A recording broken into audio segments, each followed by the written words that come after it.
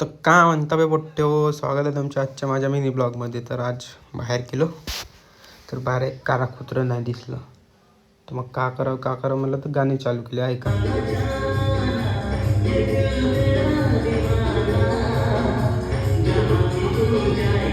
मग गेलो बाहेर तर आले होते आपले सोबती लोक, यायच्या वेळेला चालूच राहते रहिमानी केले. मग याले काय झालं होतं तर माहीत नाही, यानं आणलं होतं कासा अमृतच्या तेल, याला कुठं लावायचं होतं तर माहीत नाही. मग ह्या बसला होता पिना आंघोळीच्या.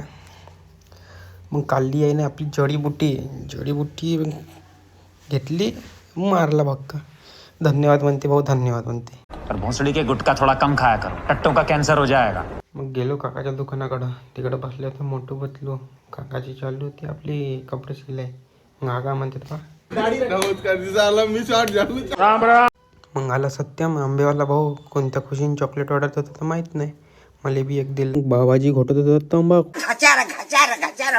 मग निघालो आपण कुठं, दद्दूच्या दुकानाकडं. मग आला तेवढ्यात आपला सोबत्याची एंट्री पाहना. टाणा टाणा.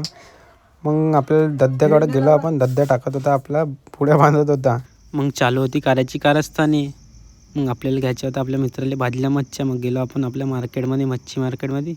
या मच्छ्या कोणत्या आहेत तर कमेंटमध्ये सांगा बरं. मग मला घ्यायचं होतं चिकन. मग चिकन मार्केटमध्ये गेलो आपण. आपलं चिकन दिलं बनवाले. कटिंग चालू होती आपल्या चिकनची. मग आपण घेतलं आपलं चिकन. मग घेतलं आपण चिकन आणि निघालो आपल्या घरच्यासाठी. तेवढ्यात आपल्याला दिसली भाजीची दुकान. आजीबाई जेवढं गेलं, निंबू घेतले ना मग निघालो आपल्या घरच्यासाठी. आजचा ब्लॉग आपला इथेच थांबतो. नेक्स्ट ब्लॉगसाठी लाईक करा, फॉलो करा.